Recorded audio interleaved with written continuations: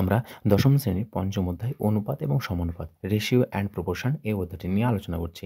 এর আগের লেকচারে আমরা অনুপাত ও সমানুপাতের যে প্রাথমিক ধারণা সে প্রাথমিক ধারণা নিয়ে আলোচনা করেছি। আজকের লেকচারে আমরা সমানুপাতের যে নিজেগুলি প্রবলেমগুলো রয়েছে সেই নিজেগুলি প্রবলেমগুলি সমাধান করব।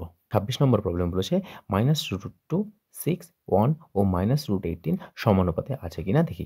এর আগের লেকচারে সমানুপাতের যে প্রাথমিক ধারণা ছিল সেই সমানুপাতের প্রাথমিক ধারণা নিয়ে আলোচনা করেছি এবং আমরা বলেছিলাম যে কোনো চারটি বাস্তব সংখ্যা এ, বি, সি এবং ডি, এই চারটি বাস্তব সংখ্যা যদি সমানুপাতে থাকে তাহলে আমরা দেখেছিলাম যে এ অনুপাত বি সমানুপাতের চিহ্ন সি অনুপাত ডি এই আকারে প্রকাশ করা হয় এবং সমানুপাতে থাকলে আমরা বলতে পারবো যে এ অনুপাত বি প্রথম দুটি সংখ্যার অনুপাতের মান যা হবে সেটা যদি আমাদের শেষ দুটি সংখ্যার অনুপাতের মান ইকুয়াল হয়ে যায় তাহলে আমরা কি বলবো, এই চারটি সংখ্যা সমানুপাতিতে আছে এবং চারটি সংখ্যা সমানুপাতিতে থাকলে তাকে এইভাবে প্রকাশ করা হয়।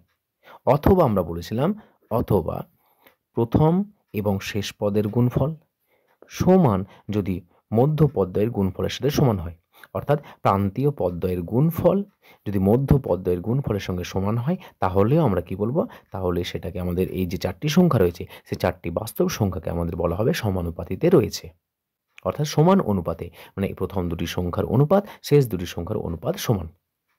এখানে এটাকে প্রথম পদ বলা হয়, বিটাকে দ্বিতীয় পদ, সিকে তৃতীয় পদ আর ডিকে চতুর্থ পদ বলা হয়।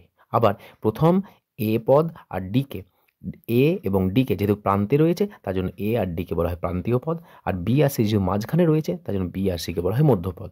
তার জন্য এখানে যেটা রয়েছে এটা একটা শর্ত আমাদের অনুপাতকে, এটা একটা শর্ত চারটি সংখ্যাকে সমানুপাত দেখার জন্য এটা একটা শর্ত, এটা একটা শর্ত। তাহলে এটাকে বলা হয় আমাদের প্রথম পদ গণিত চতুর্থ পদ সমান দ্বিতীয় পদ গণিত তৃতীয় পদ। এটা সিদ্ধ করে তাহলে আমরা বলবো এ বি সি ডি এই সংখ্যাগুলো কি রয়েছে, এই সংখ্যাগুলি আমাদের সমানুপাতিতে রয়েছে। তাহলে কখন কোনটা ইউজ করব, এটা করবো না এটা করবো, সর্বদা দেখবে ম্যাক্সিমাম আমরা এটাকে ব্যবহার করি। এটাকে ব্যবহার করলে খুব সহজে আমরা বলতে পারবো যে চারটি সংখ্যা আমাদের সমানুপাতিতে আছে না নেই।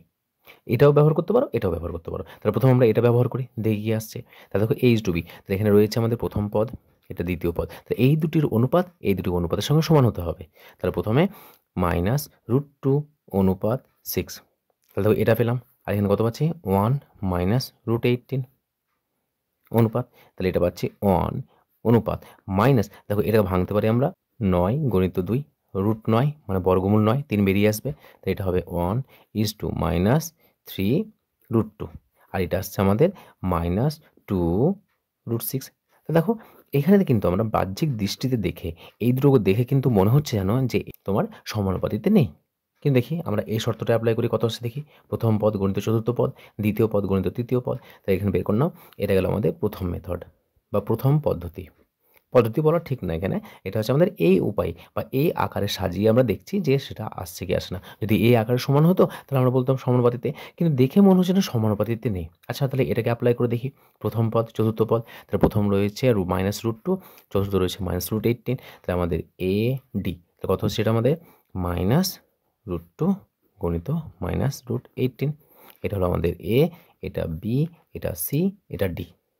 তাহলে দেখো -7 প্লাস √2 ইন্টু, দেখো √18কে একটু আগে ভাঙলাম, কত পেলাম বলতো, √18 সমান 9 গণিত 2 সমান 3√2, তারপরে এটা আসছে, তো এখানে লিখে দিচ্ছি -3√2, তারপরে √18 এটা পেলাম আমরা 9 × 2 সমান 3 বেরিয়ে আসছে √2, তার মানে এই মানটা আমরা বসালাম। তাহলে দেখো কত আসছে আমাদের, মাইনাসে প্লাস হয়ে গেছে, এটাতে মাইনাসে প্লাস হয়ে গেছে, তাহলে √2 × √2 2 আসবে গণিত 3 সমান কত আসছে 6। তার প্রান্তীয় পদের গুণফল বা প্রথম পদ ও চতুর্থ পদের গুণফল কত পেলাম আমরা, 6 পেলাম। তার মানে প্রথম গণিত চতুর্থ পদ। আচ্ছা দ্বিতীয় এবং তৃতীয় পদকে গুণ করি, তাহলে দ্বিতীয় গণিত তৃতীয়, তার মানে বিসি, তাহলে কত হবে 6 × 1 সমান কত হচ্ছে 6।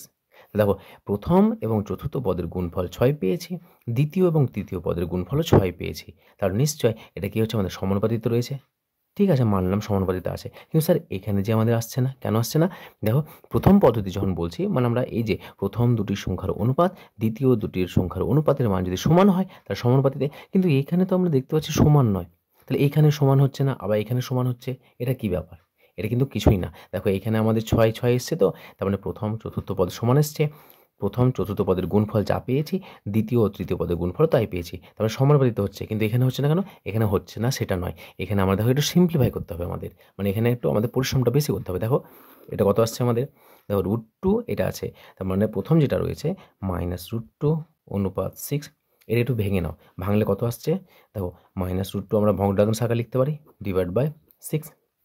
আমরা করণীয় নিরসন করছি, তাহলে করণীয় নিরসন করলে কত হবে, -√2 গণিত √2 ডিভাইড বাই, আমরা √2 দিয়ে উপর নিচে গুণ করে দিলাম, 6 ইন্টু √2, উপরে দেখো √2 সঙ্গে গুণ করলে 2 আসছে, তো 2/6 √2, কাটাকাটি করো, 2 একে 2, 3 2 6, তো এটা আসছে আমাদের -1/3 √2।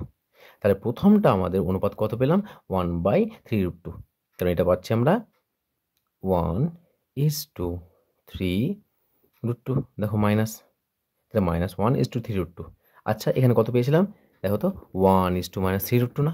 আচ্ছা মাইনাসটা তুমি প্রথমে দাও আর দ্বিতীয়তে দাও, কোনো প্রবলেম নেই। তো এটা এখানে দিয়েছি, আমরা এখানে নিয়ে নিচ্ছি, সমস্যা আছে কি? উপর নিচে তুমি যে কোনো একটা মাইনাস দিয়ে দাও, তাহলে 1 মাইনাস, তাহলে এটাকে প্লাস করলাম, এটা মাইনাস করলাম।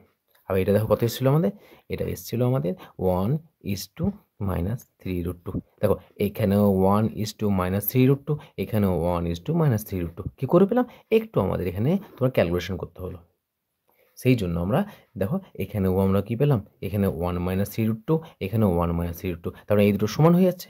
তার সমান হয়ে যাচ্ছে, তার মানে কি আমাদের যে প্রদত্ত সংখ্যাগুলি দেওয়া ছিল, সেই প্রদত্ত সংখ্যাগুলি আমাদের কোথায় রয়েছে, সমানুপাতিক রয়েছে। সেই জন্য প্রথম দুটি সমানুপাতে, প্রথম দুটি অনুপাত, শেষ দুটির অনুপাত যদি সমান হয়ে যায়, তাহলে অবশ্যই সমানুপাতিক রয়েছে। অথবা প্রথম পদ ও চতুর্থ পদ এবং দ্বিতীয় পদ ও তৃতীয় পদ, তাদের মান যদি সমান হয়ে যায় গুণ করলে, তাহলে আমরা প্রদত্ত সংখ্যাগুলি সমানুপাতিতে আছে বলবো।